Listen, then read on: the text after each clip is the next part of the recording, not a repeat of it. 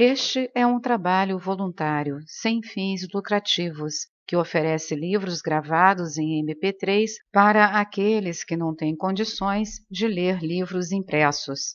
Para ouvir este e outros livros gratuitamente na íntegra, acesse nosso canal e leia as instruções na aba Sobre. Este livro foi gravado para uso exclusivo da pessoa com deficiência visual, não podendo ser comercializado de acordo com a Lei nº 9.610, de 19 de fevereiro de 1998. Aforismo 29. Jesus disse: se a carne foi feita por causa do Espírito, é isto maravilhoso, mas se o Espírito foi feito por causa do corpo, é isto a maravilha das maravilhas. Eu, porém, estou maravilhado diante do seguinte: como é que tamanha riqueza foi habitar em tanta pobreza? O corpo humano é produto do Espírito, e que produto maravilhoso!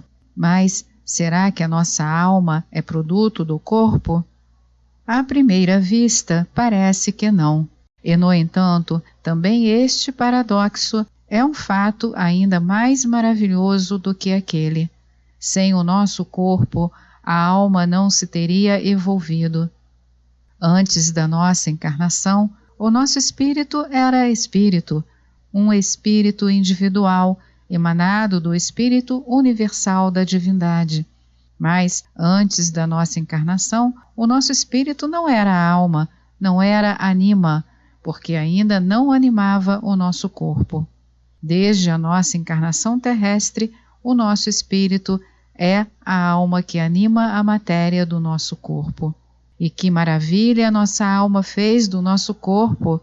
Quanto mais estudamos os componentes do nosso corpo, o coração, os pulmões, as vias digestivas, o cérebro, os nervos, as células, as moléculas, os átomos, o nosso sentir e pensar, o nosso querer e amar, tanto mais estupefatos nos quedamos em face desse universo em miniatura que é o homem.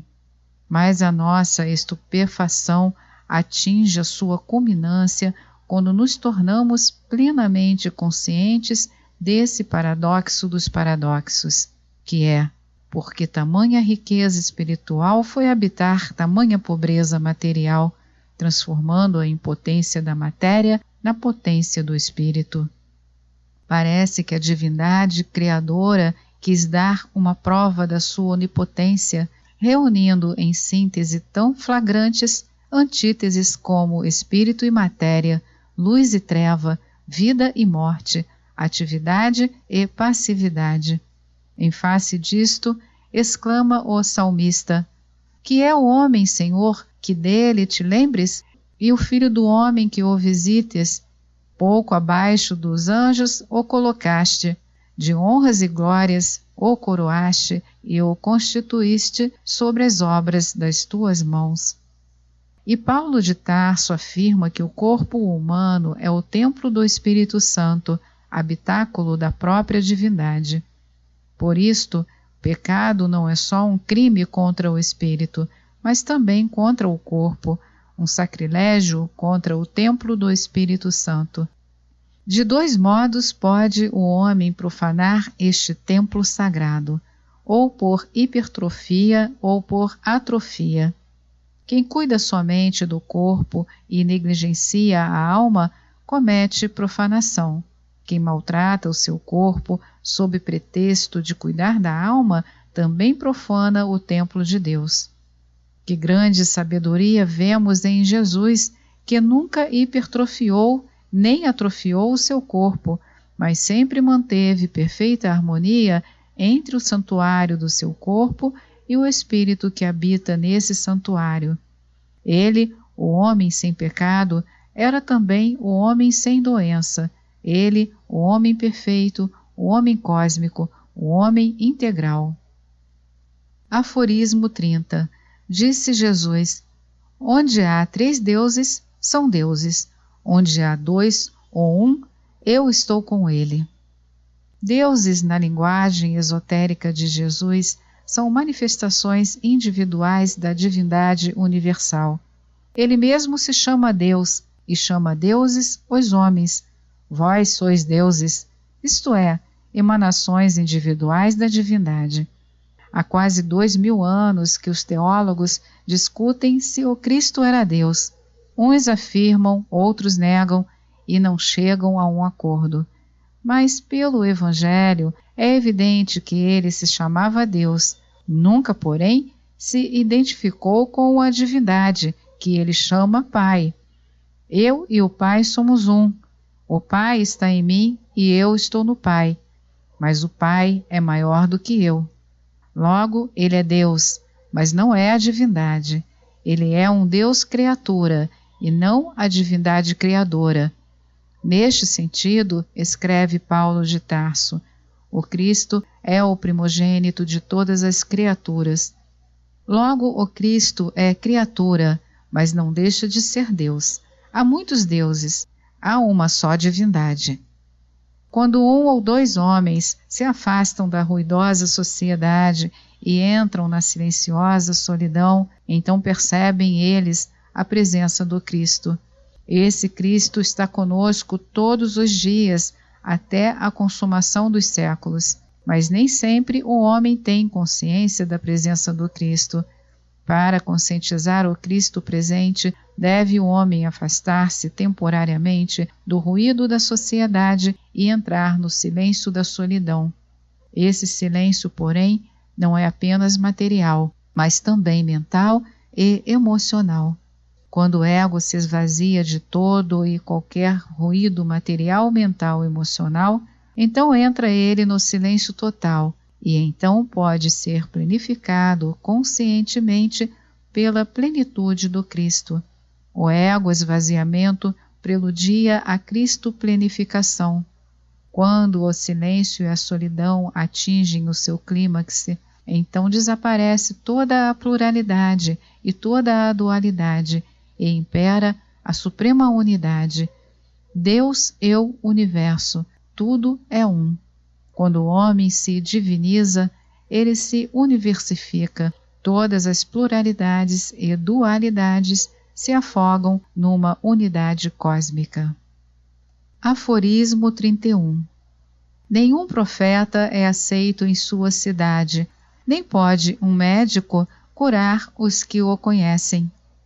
A primeira destas palavras é conhecida pelo Evangelho de Lucas, quando se refere à incredulidade dos nazarenos. A segunda parte é peculiar ao Evangelho de Tomé. Ambas estas sentenças de Jesus focalizam uma verdade fundamental da vida humana.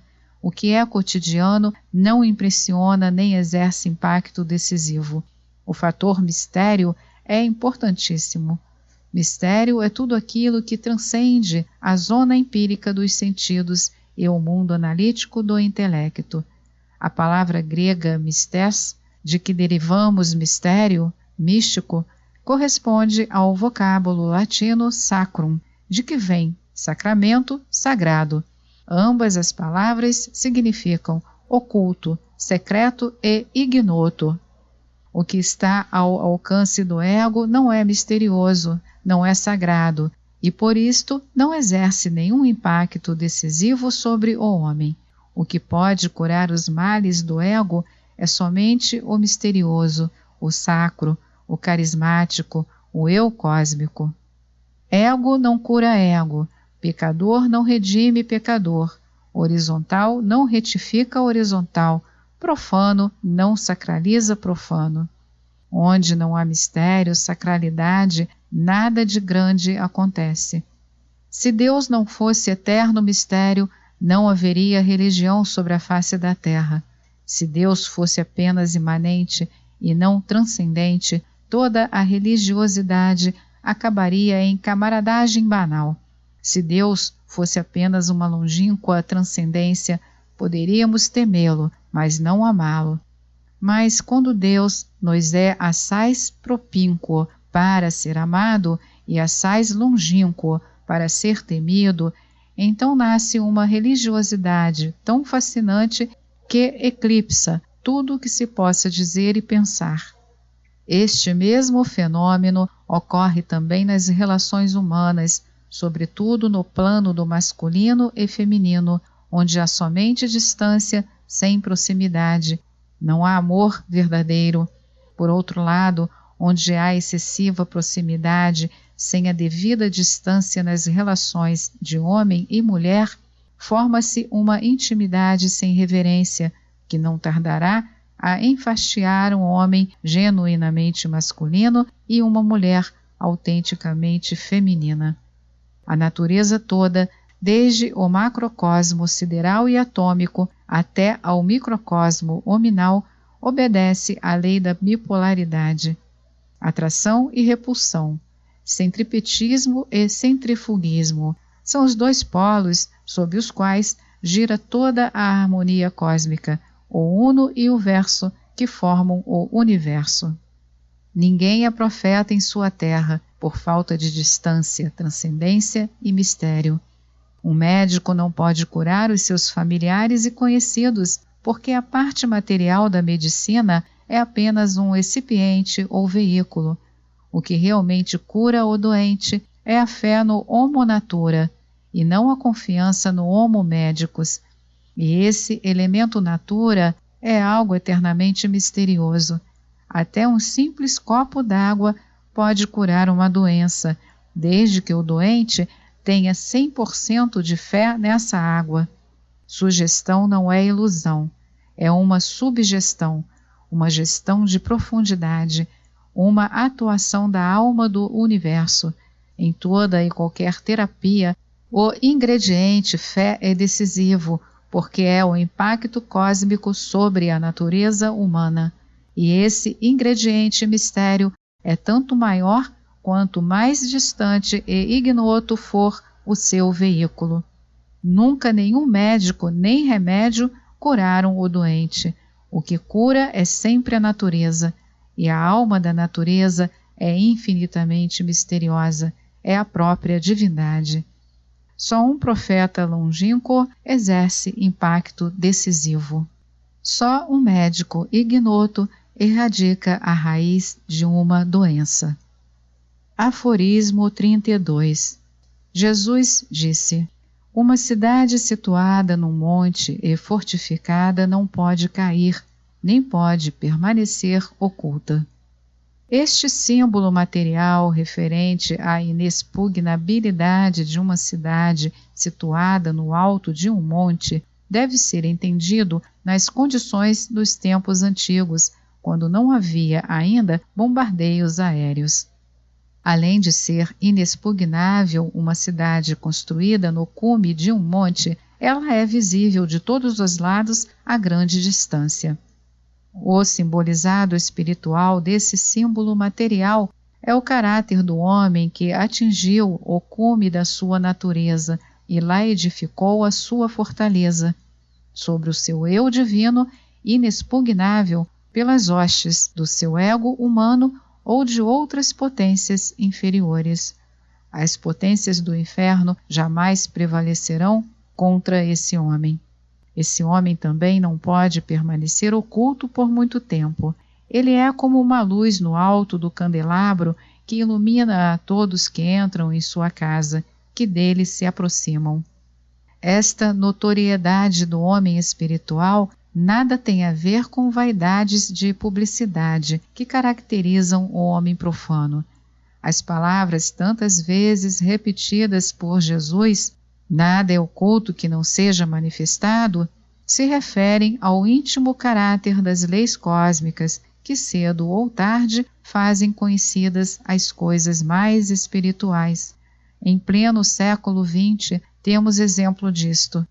Quem viveu mais oculto do que Ramakrishna e Maharishi? E agora o mundo inteiro está inundado de livros sobre estes místicos anônimos. Mahatma Gandhi e Albert Schweitzer fizeram o possível para desaparecerem no anonimato e hoje são nomes de projeção internacional. Os verdadeiros valores serão manifestados pela própria natureza da alma do universo, invisível como o átomo e visível como o cosmos. Em nossos dias, grandes empreendimentos espirituais nasceram gloriosamente e morreram ingloriamente, porque seus protagonistas cometeram o erro anticósmico de porem à frente de suas obras a pessoa e a vaidade do seu ego. É impossível subornar as leis cósmicas, por mais bem camuflada que seja a tentativa de suborno ou de contrabando, a obra vai ser destruída quando baseada em motivos egoístas.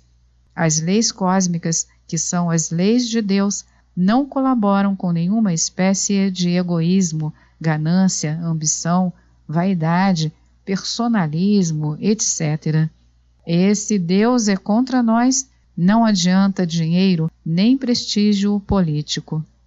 A fim de garantir a perpetuidade de um empreendimento espiritual, deve o homem edificar a sua fortaleza no cume do monte sagrado do seu eu divino, e não nas baixadas do seu ego humano.